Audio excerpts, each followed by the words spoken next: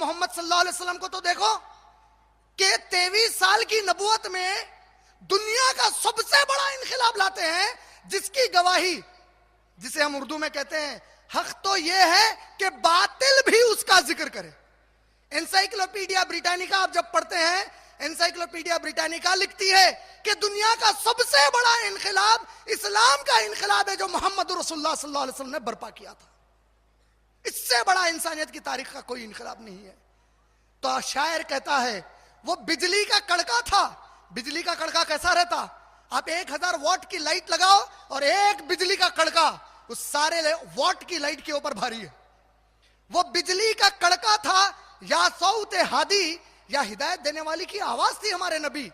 वो बिजली का कड़का था, या सौत हादी। शायर कहते हैं अरब की जमीन जिसने सारी हिला दी। मैं कहता हूं मेरे नबी ने अरब की जमीन नहीं हिलाई,